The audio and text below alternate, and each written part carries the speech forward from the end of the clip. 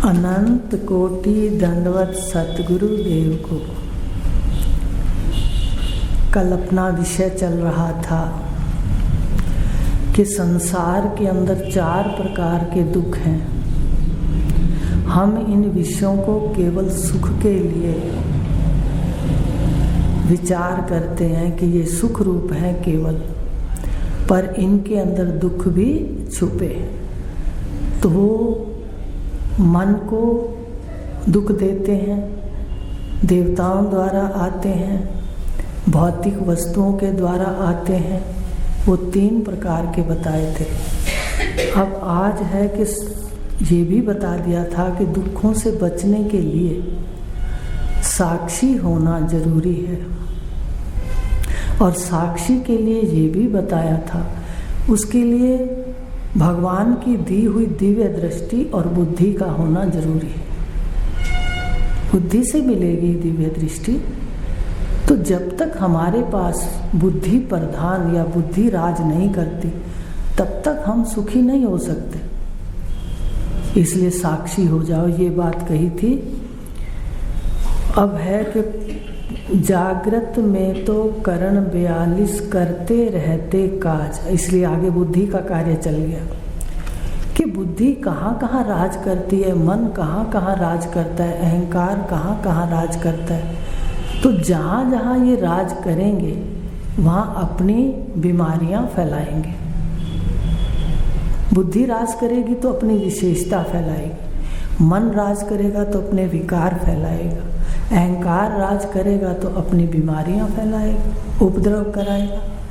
तो इस प्रकार ये है 475 श्लोक ब्रह्म प्रकाश का कि जागृत में तो करण 42 करते रहते काज, पर कार्यों के निर्णय पर बुद्धि का ही राज। तो जागृत अवस्था के अंदर जिस अवस्था में हम बैठे हैं इस वक्त, इसमें 42 पुर्जे काम करते हैं।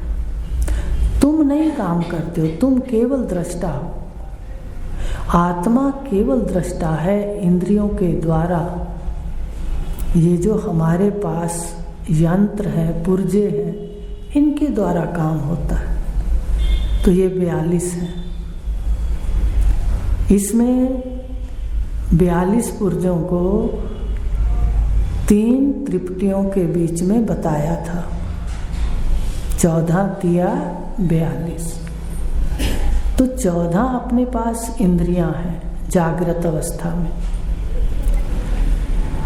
5 ज्ञान इंद्रियां, 5 कर्म इंद्रियां, 5 चतुष्टा अंतःकरण। तो अब ये जागृत अवस्था में 14 पुर्जे, 14 देवता काम कर रहे हैं। देवताओं का अंश है इंद्रियां। इसलिए देव सृष्टि से ऊपर महादेव है। महादेव, देवों के देव महादेव आप सुनते होंगे।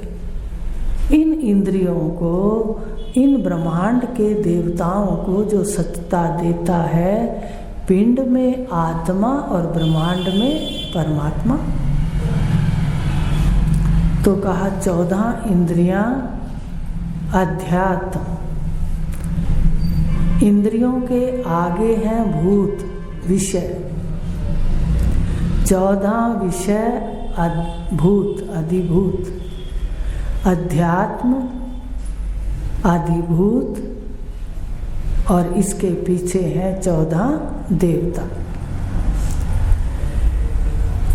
14 इंद्रियों के आगे तो विषय है, भूत है।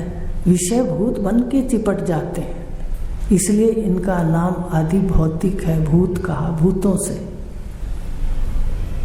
अब इस आँखों के इंद्रियों के पीछे, 14 इंद्रियों के पीछे देवता हैं इनके, जो शक्ति देते हैं इंद्रियों को। तो 14 देवता, 14 इंद्रियां, 14 विषय, ये जागृत अवस्था में इस समय आपके कार्य कर रहे हैं। तुम केवल दृष्टा हो, ध्यान से देखो। लेकिन एक बात यहाँ पर कही कि 14 या 42 पुर्जे काम करते हैं, पर 42 में से जागृत अवस्था में राजा है बुद्धि। यहाँ बुद्धि राज करती है। कैसे? भले वो बुद्धि संसारी है, अज्ञान में संसारी बुद्धि है और ज्ञान में आध्यात्मिक बुद्धि है जो भगवान कृष्ण ने दी, वो बुद्धि है।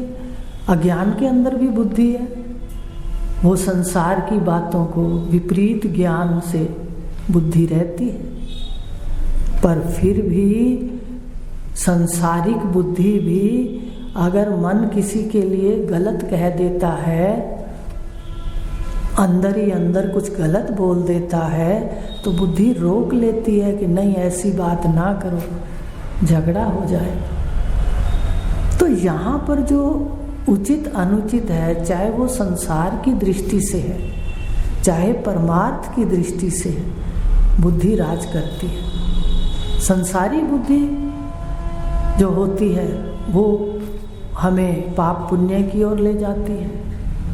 आपको बताया था कि क्रिया के अंदर धर्म और अधर्म दोनों है। भले वो संसारी बुद्धि है पर वहाँ धर्म और अधर्म दोनों है। जो कार्य बुद्धि करेगी उसमें धर्म भी होगा, अधर्म भी। पर जो ज्ञान के बाद है कि ब्रह्मांड के अंदर हो रहा है, वहाँ बुद्धि का काम नहीं, वहाँ तो धर्म अधर्म भी नहीं है। तो बुद्धि जहाँ है वहाँ धर्म और अधर्म है। चाहे वो संसार का है, अज्ञानी व्यक्ति भी, संसारी व्यक्ति भी बुद्धि से राज से कार्य करता है। उसको भी पता है ऐसा करना चाहिए, ऐसा नहीं करना चाहिए। लेकिन आध्यात्मिक बुद्धि जो भगवान देते हैं उसमें तो साफ कह दिया कि मैं ये बीज दे रहा हूँ धर्म का। भगवान की बुद्धि जो दी भगवान ने, उसमें उन्होंने बाद में स्वयं कह दिया गीता के अंदर कि मैं धर्म का बीज अर्जुन ये है जो दे दिया। माने भगवान की विद्या, भगवान की जो बुद्धि है वो धर्म का बीज है, धर्म का वृक्ष करेगी। अधर्म की वहाँ बात नहीं होगी। पर संसारी बुद्धि में तो अधर्म है, ये करो वो करो, और फिर ना किया तो अधर्म है। अपनी वासना के वश, अहंकार के वश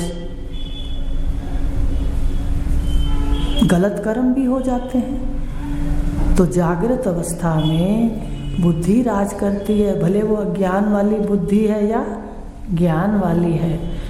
तो जागृत में 42 पुर्जे करते रहते काज, पर कार्यों के निर्णय पर बुद्धि का ही राज। व्यवहारिक बुद्धि है तो भी बुद्धि बात करती है नहीं ऐसा होना चाहिए, और भगवान की बुद्धि है तो वो तो साफ कहती है कि सत्य क्या है और असत्य क्या है। तो बुद्धि राज करती है जागृत अवस्था में। अब दूसरी अवस्था है स्वप्न। स्वप्न अवस्था में बुद्धि तो सो जाती है, ठीक है, लय हो जाती है अपने कारण के अंदर, और जो मन है वो विशेष हो जाता है स्वप्न के अंदर। तो वो पढ़ लेते हैं 476 श्लोक। स्वप्न में मनोराज्य चलता, मन ही यहाँ प्रधान। स्वप्न के अंदर क्या होता है? स्वप्न चल रहा है, मर्जी से स्वप्न रच रहे हैं, अपने संस्कारों से स्वप्न रच रहे हैं। बैठे तो सोए तो चारपाई पर हैं, लेकिन हम तो बम्बे दिल्ली इधर उधर घूम रहे हैं, तीर्थ यात्रा कर रहे हैं, सत्संग सुन रहे हैं। तो ये क्या है? ये मन के संस्कारों का खेल है स्वप्न अवस्था। जैसे मन के संस्कार हैं वैसी सृष्टि आपसे प्रकट हो जाती है, और स्वप्न अवस्था हमें साफ बताती है कि तुम सृष्टि के रचयिता भी हो। ईश्वर का अंश कहा, भगवान ने कहा मेरा अंश है जीव। भगवान राम ने कहा ईश्वर अंश जीव विनाशी, रामचरितमानस के अंदर। तो ये जो अंश है, ये जो उसका अंश है ईश्वर का, ये अपने को तो जानता नहीं है। लेकिन जानता है तो ध्यान से देखे कि स्वप्न के अंदर ये ईश्वर की तरह सृष्टि रचता है, पंचभूतों की सृष्टि रचता है, पहाड़ नदियां जड़ भी रचता है और चेतन भी रचता है, जीव भी रचता है, रिश्तेदार भी रचता है, राग द्वेष भी रचता है, प्रेम भी रचता है, वृत्तियां भी रचता है। देखो कितनी शक्ति है इसके अंदर, एक अंश के अंदर इतनी शक्ति है। तो जब उठते हो सारा स्वप्न समेट के अपने अंदर खड़े हो जाते हो, लेकिन जानते नहीं हैं। यही भगवान ने कहा कि जानने वाला जो है वो स्वयं ब्रह्मरूप हो जाता है। केवल जानना है, करना नहीं है कुछ। अब केवल जाने के जगत के अंदर वास्तविक सत्य क्या है? तो स्वप्न के अंदर मन राज करता है। कभी बैठे तो दिल्ली में है और घर अपना गंगानगर वाला दिख रहा है, ऐसा भी होता है। तो ये मनोराज्य स्वप्न में है, इसलिए मन स्वप्न में राज करता है। अब तीसरी अवस्था है सुषुप्ति। स्वप्न में मनोराज्य चलता, मन ही यहाँ प्रधान। सुषुप्ति में अहंकार शेष है, सब कर्णों का विश्राम। ध्यान से देखो, आज रात जब घर जाने लगो, देखो घर तो अपना वास्तविक वो है। आज ये भी मनन करके आना। सुबह उठती हूँ तो मन में आता है, देखो आओ व्यापार करो, पर ध्यान रखना गुरु की बुद्धि से, कृष्ण की बुद्धि से व्यापार करना। क्योंकि वासना की बुद्धि से व्यवहार, जब व्यापार भी करते हैं संसार में तो ऊट-पटांग ही कर देते हैं। और अगर निज बुद्धि लेकर चलते हैं, सतगुरुदेव ने जो दी है, जो कृष्ण ने दी है, भगवान ने दी है, उपनिषद ने दी है, वो बुद्धि लेकर चलते हैं, तो फिर यहाँ वास्तव में सत्य है ही नहीं। जो दिख रहा है वैसा है नहीं, दिखता है पर है नहीं। बताओ कहाँ हैं जो अपने पहले थे? बुजुर्गों को देख लो, मित्रों को देख लो जो चले गए। तो रोज आप घर जाते हो, यहाँ व्यापार करने आते हो, पर अज्ञान के वशीभूत हम घर से तो प्यार नहीं करते, तो व्यापार में आते हैं, बाजार में, यहाँ प्यार करते हैं सबसे। तो ये कहाँ संभव हो सकता है? घर तो एक दिन जाना ही पड़ता है।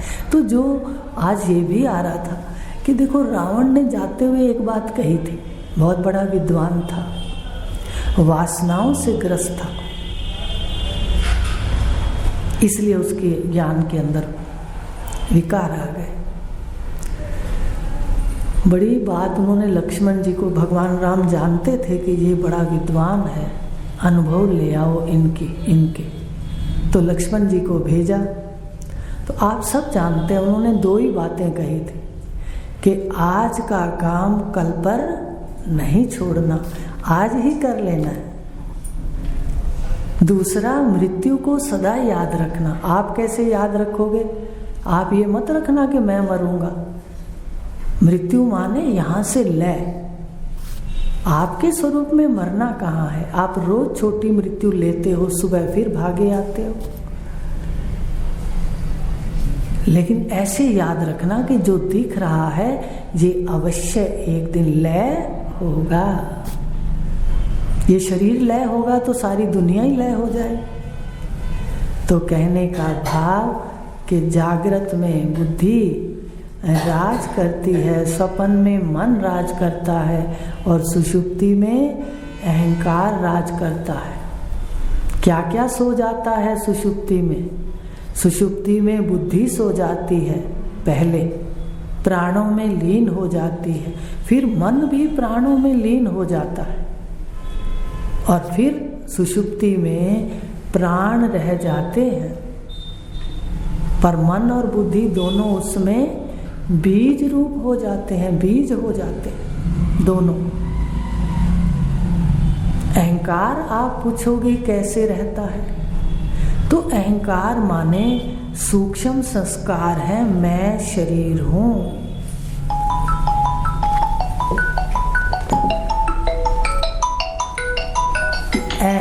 कार कि मैं शरीर हूँ, ये अहंकार है। तो आप देखो जब सुषुप्ति में जाते हो या ये शरीर छोड़ता है जीवात्मा, तो इसको याद होता है, बाहर आता है तो कहता है मैं शरीर हूँ। एक छोटी सी चींटी आपको बताई थी कि देह अध्यास के कारण वो भी मृत्यु से डरती है। अगर उंगली आगे ले जाओ तो वो पीछे मुड़ती है। ये अध्यास उसको मनुष्य शरीर के अंदर पड़ा हुआ है, माया से पड़ा है ना, सारी योनियों के अंदर के शरीर हो। तो इसी प्रकार अहंकार कहते हैं मैं कार हूं, अहंकार, कार माने शरीर।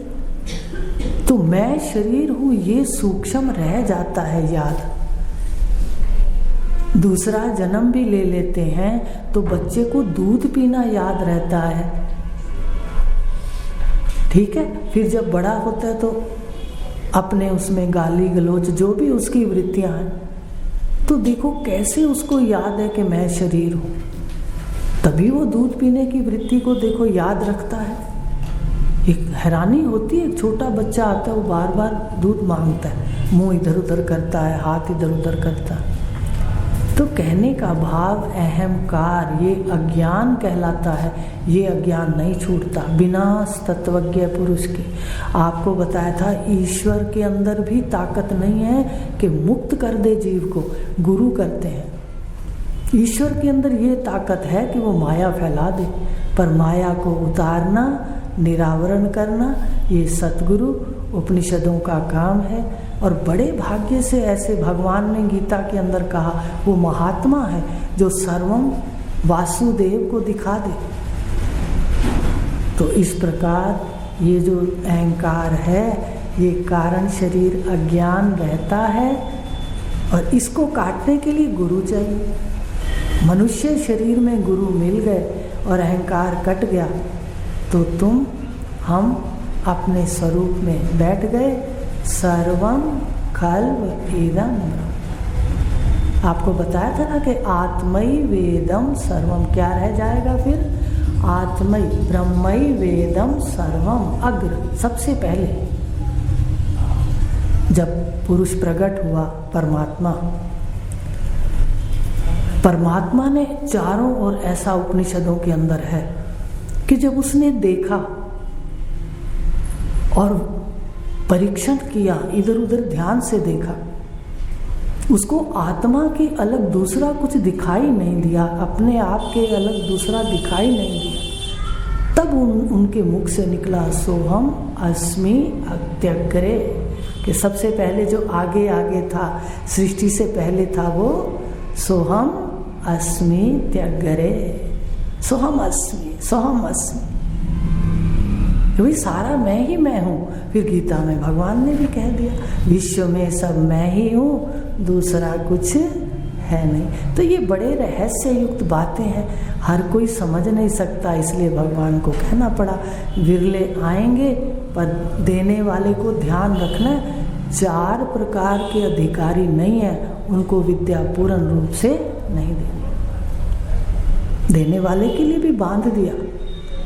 तो इस प्रकार आज देखेंगे कि कैसे अहंकार राज करता है, जो बीज रूप से रहता है, जागृत में भी आ जाता है, दूसरे शरीर में जाते हैं तो भी पहले प्रकट हो जाता है अज्ञान के रूप में, मृत्यु के भय के रूप में, अभिनिवेश। तो आज इतना लेंगे, कल आगे लेंगे 477 श्लोक। और सुषुप्ति में अहंकार शेष रहता है, और बाकी जितने इंद्रियां, करण कहते हैं, काम करने वाले यंत्र। आप देखा करो यंत्र कितने प्यारे दिए हैं ईश्वर ने। जब अपने को मटका उठाना होता है तो इतना बड़ा हाथ कर लेते हैं, फिर कटोरी उठानी होती तो ऐसे कर लेते हैं। वाह, कितना सियाना और कितना ज्ञान स्वरूप ने सृष्टि रची, और ऐसी बुद्धि हमें सतगुरुदेव ने दी है इष्ट की कृपा से। हम इसको चिंतन करके निश्चय कर लें कि यहाँ पर कुछ भी अपना नहीं है। तो सैरगाह की तरह जहाँ सराय है, उसकी तरह अगर जीवन जीते हैं तो बहुत ही अच्छा होगा, क्योंकि कर्मों में विकार नहीं आ सकता। तो इस प्रकार आज इतना लेंगे, कल आगे सब करणों का विश्राम है सुषुप्ति में, बीज रूप हो जाते हैं और अहंकार वहाँ राज करता है, वो नहीं जाता। वो जैसे हमारा शरीर प्रकट होता है सुबह, फिर वो मैं करते रहते हैं, फिर अहंकार आ जाता है। तो ये है 476 श्लोक। अब 77 श्लोक है। जागृत में बुद्धि, स्वप्न में मन, सुषुप्ति में अहंकार, अलग अलग अवस्था के ये राजा है सरकार। ये राजा है, एक जगह बुद्धि राजा, एक दिन मन राजा, ठीक है। मन फिर किसी को आने नहीं देता, बुद्धि है तो आने नहीं देती, और अहंकार है तो आने नहीं देता। देखो अपनी अपनी अवस्था के अंदर तीनों राजा है। ये भी हो गया आज। कल लेंगे 478 श्लोक। अब आपको आगे पढ़ाएंगे। ओम